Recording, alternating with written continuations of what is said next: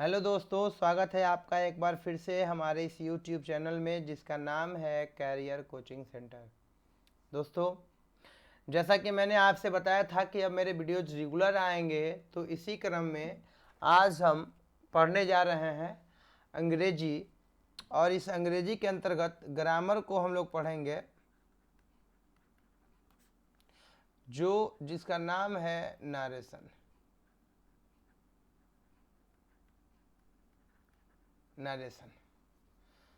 दोस्तों, pen tab tablet पर मेरा जो एक्सपीरियंस है वो बहुत ही नया है, इसीलिए मेरी राइटिंग जो है वो सही नहीं हो पा रहा है।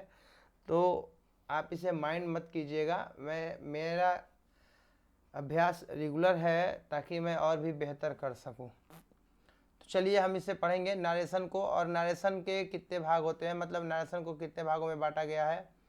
तो नरेशन को 2 भागों में बांटा गया है।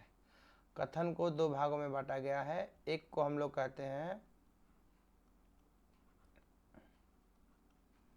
डायरेक्ट नरेशन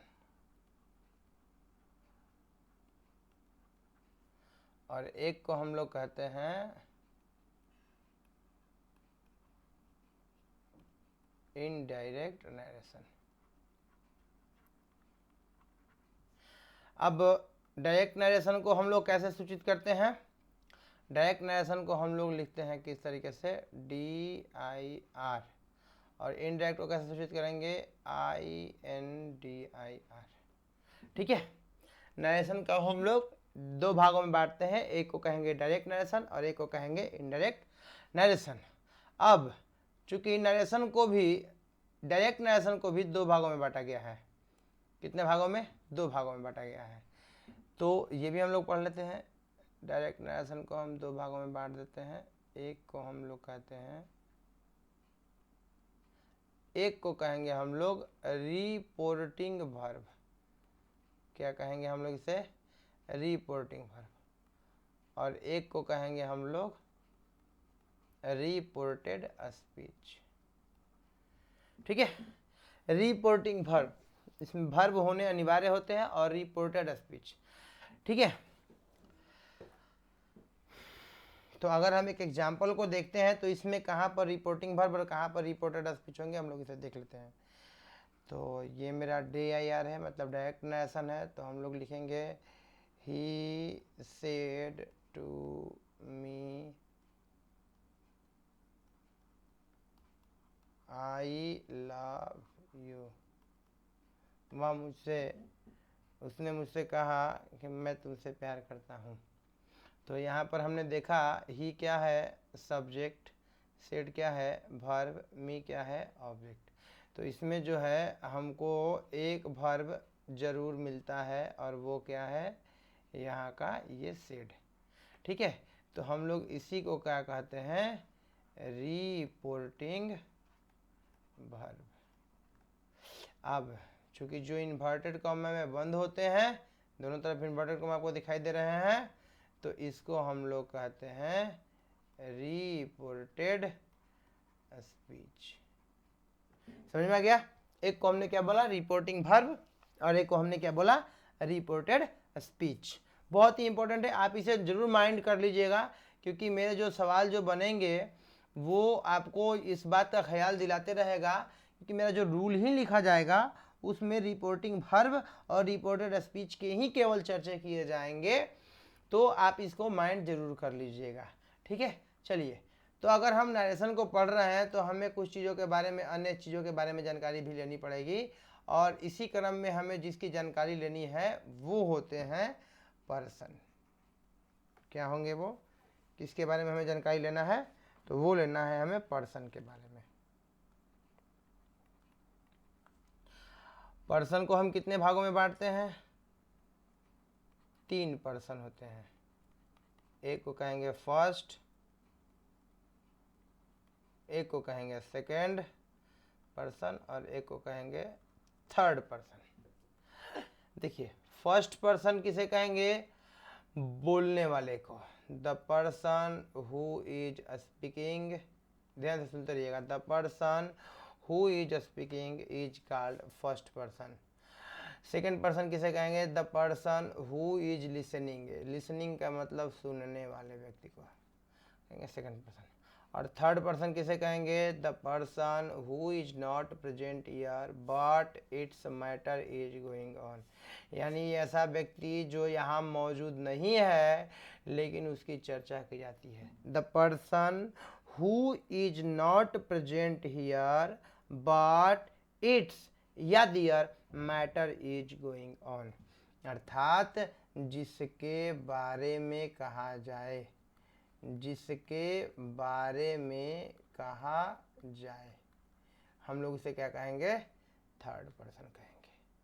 ठीक है, तो इस प्रकार हम लोगों ने देखा पर्सन कितने होते हैं? 3 होते हैं। फर्स्ट पर्सन बोलने वाले को कहेंगे the person who is speaking, second person कहेंगे the person who is listening, third person कहेंगे the person who is not present here but it's या there is matter is going on.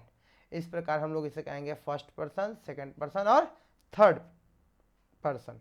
तो person हम लोगों को एक बारे में जानकारी होनी चाहिए।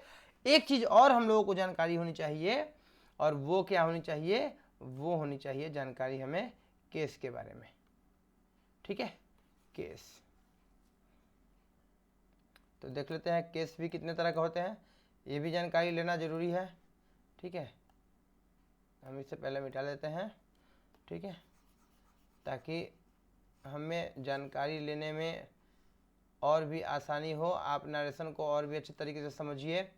और आपको जहाँ कहीं भी जो कोई भी दिक्कत होता है तो आप नीचे कमेंट बॉक्स में, कमेंट के सेक्शन में आप कमेंट करिए और पूछिए कि हाँ आपको यहाँ पर ये चीज़ें समझ नहीं आई, आप इसे फिर से समझाइए। मैं कोशिश करूँगा कि मैं इसे फिर से समझाऊँ, या फिर आप चाहते हैं कि जिस भी टॉपिक पर मेरे से वीडियो चाहते हैं तो आप मुझे नीचे कमेंट बॉक्स में कमेंट जरूर करें। मैं पूरी कोशिश करूँगा कि आपको वो वीडियो प्रोवाइड करा सकूँ। चलिए, तो आगे हम लोग किसके बारे में जानकारी इकट्ठा करेंगे? तो आगे हम लोग जानकारी इकट्ठा करेंगे केस के बारे में। केस, केस का मतलब क्या होता है? कारक। तो केस होते कितने हैं? तो केस को हम लोग बांटते हैं 4 भागों में। कितने भागों में बांटेंगे?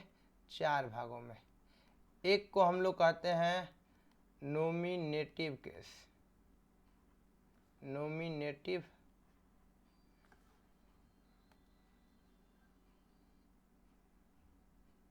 Nominative case, nominative.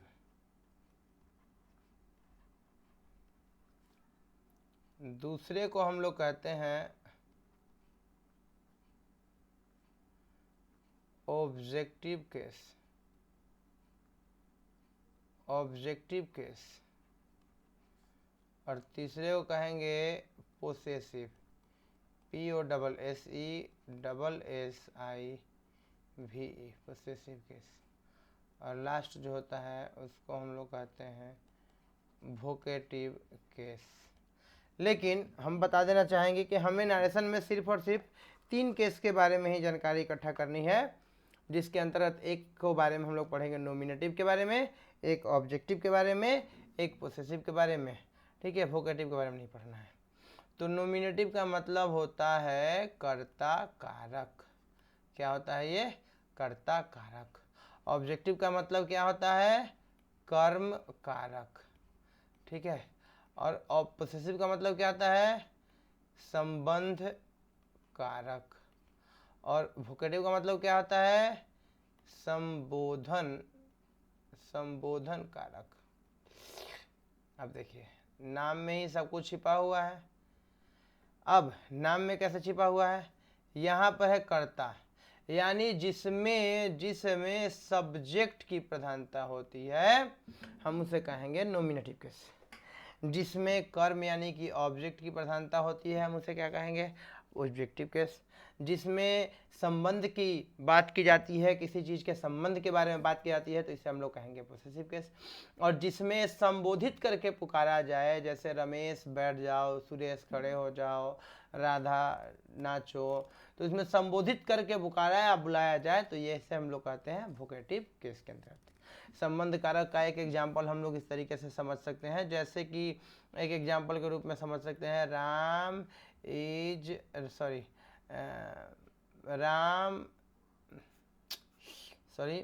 इसको हम लोग इस तरीके से करते हैं,